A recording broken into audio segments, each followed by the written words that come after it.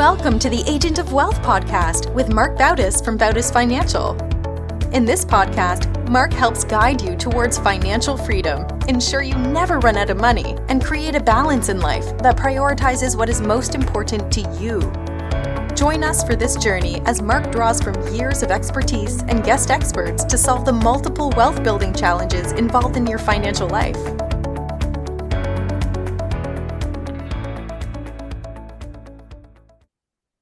Welcome back to the Agent of Wealth. This is your host, Mark Bautis. On today's show, we brought on the Bautis Financial team, John, Kira, and Kayla, on to talk about the book Wild Problems. This is the latest one that we're reading as part of our book club, and this one, I actually picked it. This book's by Russ Roberts, and I got the idea for this book. It was on a summer reading book list I saw for advisors. And, a lot of people think that, us as advisors, we just work on investment portfolios, putting together financial plans using planning software. And then if the plan showed that someone was on track or if they weren't on track to their goals, what steps do they take to adjust so that they can hit them? And it's still a big part of what we do, but nowadays it's just one part of the value that we add as advisors. We're also asked much harder questions when we meet with clients. And these are usually ones that you can't actually solve with a spreadsheet, but what they do is they prompt conversations about values and things like self-fulfillment. And we even go as far as saying, everyone's trying to get up this advice value stack where self-fulfillment is the top, and that you at the bottom you have your goals and your investments and things like that. So the author, he refers to these questions or issues as wild problems, in that they can't be measured or solved with a spreadsheet or an algorithm. But they can also be ignored because there's some, crucial questions that must be answered. We'll talk a little bit more about, what a wild problem is, what the framework is to go about solving it. So, Kira, I'll kick it off, start off with you, and maybe you can start with just defining what a wild problem is. Sure. So a wild problem is defined as a fork in the road of life where knowing which path is the right one is not obvious. The pleasure and pain from choosing one path over another is ultimately hidden from us. And then also where the path we choose defines who we are and who we might become. Wild problems are big decisions we have to deal with in our lives. They can happen every day, or they can be more like one-offs. So here are some examples that the author gave of wild problems. Whether or not to get married, who to marry, whether or not to have a child, what career path to follow, how much time to devote to friends and family, and how to resolve daily ethical dilemmas. As Mark said, these big decisions can't be made with data or science or the usual rationale approaches. So this book seeks to answer the question of, if the important things are hard to measure and the measurable things are misleading, what kind of decision framework is left for us? So that's basically kind of like a summary of the first chapter of the book, which is just talking about what a wild problem is. But then the author illustrates a wild problem in the next following two chapters, which I'll cover. The book introduces the concept of Darwin's dilemma, which is essentially the focus of these two chapters. In 1838, Charles Darwin faced a wild problem where he was deciding whether or not to marry. And this decision was linked with the likelihood that he and his wife would have children. So to come to a rational conclusion, he made a list of the pluses and minuses related to the decisions. This is just like a pros and cons list. On one side, it was to be married, and on the other side, it was to not be married. Here's an example of some of the items that were on the list. It was longer than this, but I'll give a couple examples. So on the married column, it says children, if it please God, constant companion and friend in old age who will feel interested in one, object to be loved and played with better than a dog anyhow, home and someone to take care of house. And then in the not married column, listed no children, no second life, no one to care for, one in old age. What is the use of working without sympathy from near and dear friends who are near and dear friends to the old except relatives? Next was freedom to go where one liked, choice of society and little of it, conversation of clever men at clubs. And then the last one was not forced to visit relatives and to bend in every trifle. So these were actually pretty funny going through them because it's just interesting what came to mind. Obviously, this was decades ago, and our perception on if we were doing a pros and cons list of to be married. I think it would look a lot different nowadays, but basically the whole point of this exercise seems to be rational as you're making an estimate of your expected well-being if you were to be married and if you were not to be married. And then from there, you can choose the option that has the best expected well-being. So like if you look at the married column and you decide that those are the best options, then you can choose that. So that's kind of like the basics of doing a pros and cons list. Then the author goes into talking about how decades before Darwin's marriage dilemma, it was actually Benjamin Franklin who suggested a technique for making a list like this a little bit more practical to help you with your decision making. So once you create a pros and cons list, you can then work to estimate their respective weights. And then in doing so, we can either cancel out a pro and a con that are roughly the same magnitude. So it would kind of look like a couple of things would be crossed out on the left side, a couple of things would be crossed out on the right side. And then what's left is where the balance lies. And therefore, you can come to a determination accordingly on which would be better for you to decide on. This part of the book was Russ Roberts making a point that wherever we can replace human judgment by a formula, we should at least consider it. He talks a little bit here about how when we're deciding between two homes, the unit of measure is square footage. And so this is kind of just a way to put a formula around a decision. And then the third chapter, which continues the Darwin's dilemma, it opens up with saying when Darwin was trying to decide whether or not to marry, the information he really wanted was how his life would turn out if he decided to marry versus how it would turn out as a single man. But at the end of the day, Darwin didn't have enough information to make this informed decision because the part of a marriage that is visible to an outsider is such a small part of the experience. It's like deciding if we want to be a vampire. We have no idea what that would entail. And basically the whole point here was like the items that were listed on his pros and cons list were very minute. He can't imagine his daily life as a husband and father, particularly the upside. So he can't assess whether the expected costs outweigh the expected benefits. But even if he could, he still faces that like vampire problem where how will the experiences and the costs and benefits when he's married with children will change. And then finally, which I just kind of touched on, there are aspects of being a husband and a father that loom larger than just everyday experiences of life. So truly, how can we take that into account? So that was sort of a synopsis of what a wild problem is, an example of a wild problem being Darwin's dilemma and the thought process behind weighing an option when you're at a wild problem. Yeah, I have to admit, I use Darwin's pros and cons list a lot. I didn't use it to decide whether or not to marry, but for other decisions, I have used it before. But Roberts, he weaves this theme of flourishing into kind of these wild problems. Kayla, how does he say, or how does he weave in flourishing, and what is flourishing? Yeah, the idea comes from the ancient Greeks, and it refers to a richer, more fulfilling way of life. And he emphasizes that it's about taking the long view and doing what you're passionate about. And it's more deep than looking at just a pros and cons list. Darwin never was married, so he couldn't anticipate things about being married on the pros and cons list. So obviously his downsides could easily outweigh the upsides of the decision. Another example from these chapters is he talks about going on a hike and how it might be super strenuous as you're actually like going up and you might not be having fun, but once you reach the top, you realize like, oh, it was worth it. And he talks about another person from the time period of Darwin. He uses Franz Kafka, who was a writer, and he also was faced with the dilemma of whether or not he should marry. Instead of just using a pros and cons list, Roberts talks about using an example of taking a future trip to Italy and Rome. You have like a rough idea of what you want to do there, but you ask a ton of different people what they did and what their experiences were and where you should go, and every person gives you a different answer. So it's impossible to plan everything based on the input and experiences of others because everyone is different. So you just have to like pick the best person to go with, knowing that you guys both like are architecture and like the scenery, and then you just hope for the best. It's not about making a rational decision with every piece of information. It's about doing the best you can with not fully understanding and anticipating the other stuff.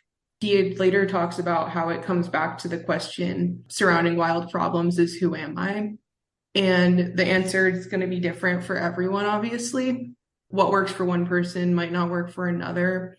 And then back to the example of Darwin and Kafka, he was saying how they each had their pros and cons to marriage, but each of them came to a different conclusion. Darwin ended up getting married and having a lot of kids, and obviously had a great career that we all remember. And then Kafka chose to stay single and focused on writing, and everyone also knows his name. So they made opposite choices, but each of them flourished in their own way. Yeah, I think in addition to flourishing, one of the other, I guess you call it a principle of the framework that he says we should have for answering these wild problems is really how not to look at yourself as the center of everything. John, how does he talk about like how to get over yourself and really approach things? Well, first, I just, as I was reading this book and it kind of relates to, your question, I found myself looking back on my life and like all those sliding door moments where I made these big decisions. And I found that if I was to apply, and obviously to the best of my ability, a lot of those decisions are many years ago. But if I applied that decision-making process to a lot of the decisions that I made that I'm really happy that I've made today, I probably wouldn't have made them, if that makes sense. If I was to make those purely from a rational, make myself happy, be happy in the moment, it certainly didn't make that decision to have kids, because I think having kids and being married are two very good examples of that, where kind of at first selfless decisions, and through that decision, your mindset changes. For example, like with, he talks a lot about in the chapter that you're referring to, he talks a lot about how our inner dialogue is frameworking ourselves as the main character of this sitcom or whatever it may be. That very well could be the case. But, as you start having kids and getting married as an example, like, when you're in that moment, you're trying to make a decision as to whether to have a wife. You can't relate to the idea that 10 years from there, once you marry someone, that you now love that person so much that you get these other feelings that you can't relate to. Part of what I think that he's trying to say with this framework of like you being the main chapter, compared to looking at yourself as part of like a story, and everyone is kind of like a character, and you're part of this group of characters, is like setting the groundwork for the idea that, we aren't making decisions today based off of just our happiness, but we will get more happiness from including those things in our lives, and hard for us to wrap our heads around that. And the conclusion is that you might want to consider reframing that mindset and putting yourself in this story. So for instance, he talks about how Darwin actually had a very successful relationship with his wife. Maybe that was more about him including himself as a part of her life, as a part of that story. And he uses Friends, a really cool movie I really like, Love Actually, and Seinfeld even, like where in those movies, there's no like one center character. There are kind of all these like interwoven stories. Like even, it's called Seinfeld, but it's really not about Seinfeld. It's about all four of them. And they kind of sometimes overlap. If you've seen Love Actually, which if you haven't, it's actually a really good movie. There's all these stories that are kind of interwoven, and kind of happening at the same time. So I think that's what makes it a really great movie, is it's not just about this one self-centered person. It's like kind of gives you all these different perspectives and from different angles, from different stories. And then from there, he takes that idea of like, okay, maybe we can live a more fulfilling life if we have this framework that's more about, us as being a story, and it help us make us better choices along the way, because we're not just thinking about ourselves. He takes that a step further and talks in a chapter which he calls Privilege Your Principles. He talks about how the problems of ethics are very much wild problems as well. And he uses the example of someone finding a wallet. Let's say you find a wallet, has $200 in it, and there's no one around. You find it. There's really no penalty, and you really don't see any reason from a pure rational perspective not to take the money, because you're like, okay, I have $200. I can spend it on myself. He refers to it, a study that a high school did. They asked 100 high school kids, what's the rational thing to do? And almost all of them said, yeah, no one sees you, and, you get the benefit of the wallet. But what they fail to look at, and what he points out is that for some of us, and a lot of us, even so, we may get more pleasure from actually giving it back, because we feel like we did the right thing. he even talks about how there's three types of people, and hopefully I get this right, but the idea is that there's those people who, just purely will act on rationale. There's the people who want to act on the rationale, but they want to actually, do the right thing. And then there's people who, just get a lot of pleasure from doing the right thing. So the other cool part about that chapter is that he talks about a real life story about how his wife lost an earring.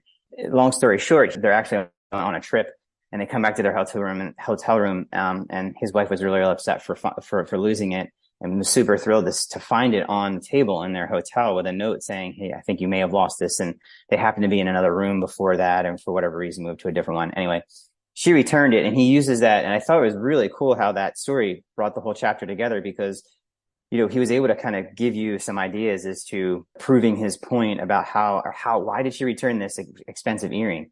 Was it because, just plainly, like, she thought of herself as the person who does the right thing. It didn't matter whether, she could sell it for some money or there's, the financial benefit, or, maybe she was conflicted. Maybe she saw it and she's like, I really could probably buy something here, but, maybe she's one of those people who just wants to hold on to it, but, wants to be that better person and, almost has to look at herself as part of this big story and eventually does return it. So, the idea that, these ethical decisions are wild problems really resonated with me and made a lot of sense.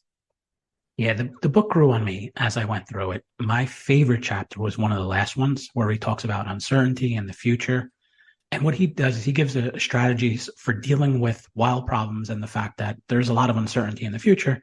He gives these advice from Bill Belichick. So Bill Belichick is the coach of the New England Patriots. He's earned 6 rings. He's considered a genius, although I guess there's debate now on whether it was Tom Brady or really him who was the real genius. But Belichick and the coaching staff, they spend hundreds of hours preparing for the draft. So they do that. They conduct personal interviews. They watch thousands of hours of video.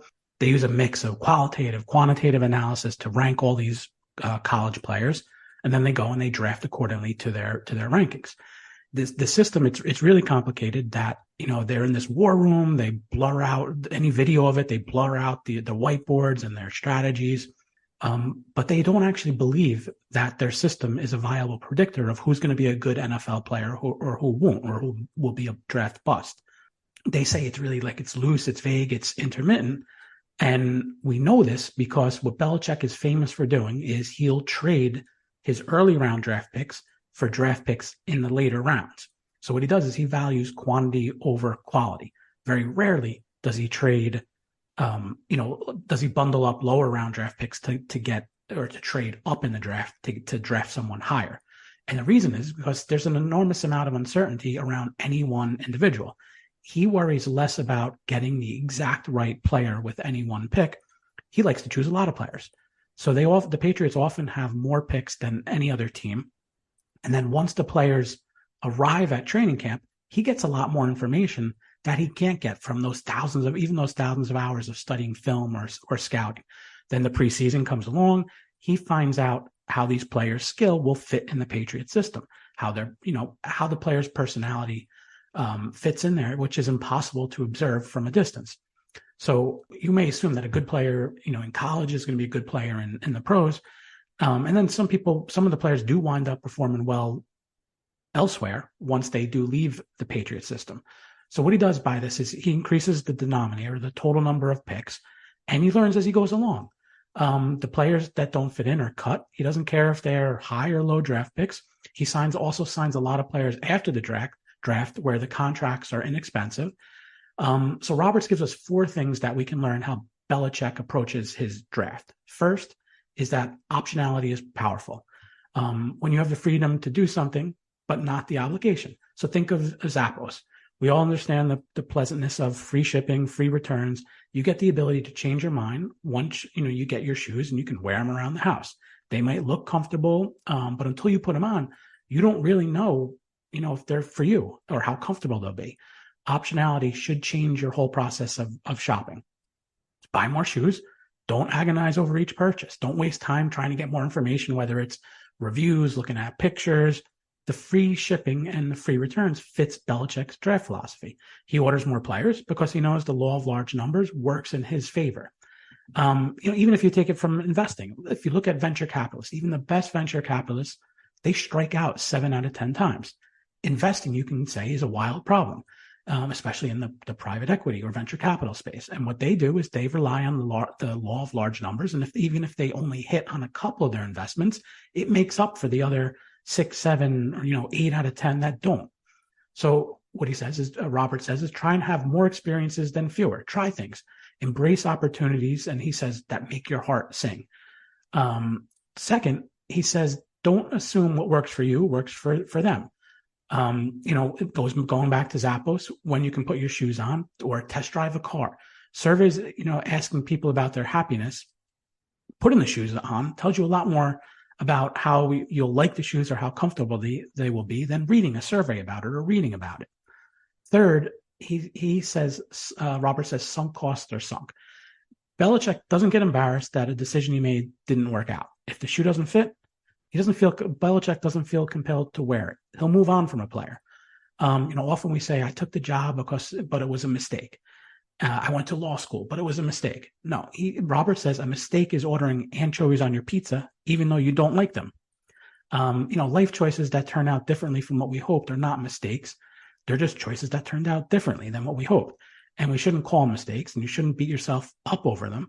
And what he says is, think of them more of like adventures that have twists and turns, or that have ups and downs. And if you can go on an adventure, go. If it turns out badly, cut it short. If it turns out great, go for the ride on it. And this beats trying to figure out, before you go on the adventure, which are the best ones to go on. And fourth, he says grit and persistence are overrated. So one of my favorite books is Grit by Angela Duckworth. She might have a problem with this, but what he says, Robert says, it's a bad idea to quit immediately. He does say it's a bad idea to quit immediately just because something is difficult or unpleasant. But he says some things may never become delightful. If you hate law school, being a lawyer, change careers. And it's not a mistake because you had incomplete information when you made that first decision. Like Belichick, cut your losses and move on. Live, change. And what he says is the title of the chapter is Be Like Bill. So, he says, date before you marry, be an intern before you join a company, hire an intern before you make a long-term commitment as an employer, visit a place before you move there. Don't finish every book you start. A lot of what makes wild problems so painful is the regret. And what he says is you shouldn't have the regret. One of the things he says, which you hear a lot, is, always trying to get more information. It's a form of procrastination. It's not going to help. And, one way to avoid life passing you is spend less time on figuring out the right decision and how to widen your options, and just be able to cope with the disappointment if the decision turns out badly. That, I guess, sums up the chapter that I'm covering and the book. I'm sure people have their own wild problems that, if anyone's looking for help trying to kind of apply this framework to it, we're happy to talk. You can schedule a free consultation with us at bautisfinancial.com/call. So John, Kira, and Kayla, I want to thank you for being on, and thank you to everyone who tuned in today. Don't forget to follow the Agent of Wealth on the platform you listen from and leave us a review of the show. We're currently accepting new clients, and if you'd like to schedule a one-on-one consultation with our advisors, please do so at bautisfinancial.com/call. Thank you for listening to the Agent of Wealth podcast. Click the subscribe button below to be notified when new episodes become available. The information covered represents the views and opinions of the guests and does not necessarily represent the views or opinions of Bautis Financial. The content has been made available for informational and educational purposes only and is not intended to be a substitute for professional financial planning and investment advice. Always seek the advice of your financial advisor or other qualified financial service provider with any questions you may have regarding your investments and financial planning.